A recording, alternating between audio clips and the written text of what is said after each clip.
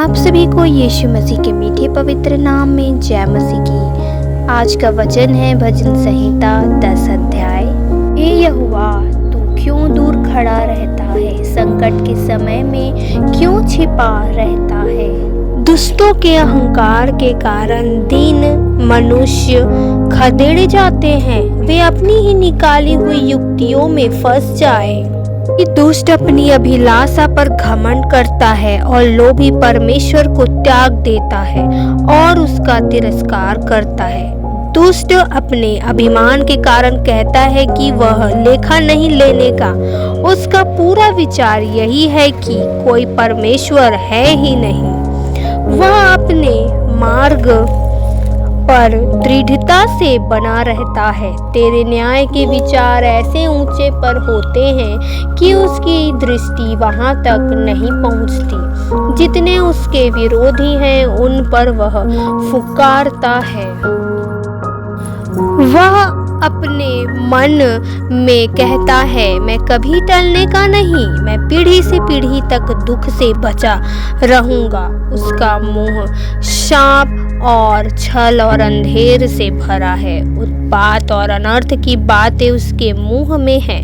वह गांवों में घात लगाकर बैठा करता है और गुप्त स्थानों में निर्दोष को घात करता है। उसकी आंखें लाचार की घात में लगी रहती है।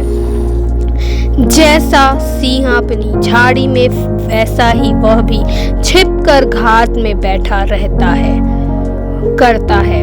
वह दीन को पकड़ने के लिए घात लगाए रहता है। वह दीन को अपने जाल में फंसाकर घसीट लाता है, तब उसे पकड़ लेता है। वह झुक जाता है और वह दुबक कर बैठता है और लाचार लोग उसके महाबली हाथों से पटके जाते हैं। वह अपने मन में सोचता है, ईश्वर भूल गया। वह अपना मुंह छिपाता है, वह कभी नहीं देखेगा।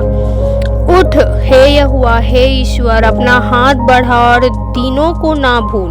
परमेश्वर को दुष्ट क्यों तुच्छ जानता है और अपने मन में कहता है, तू लेखा ना लेगा।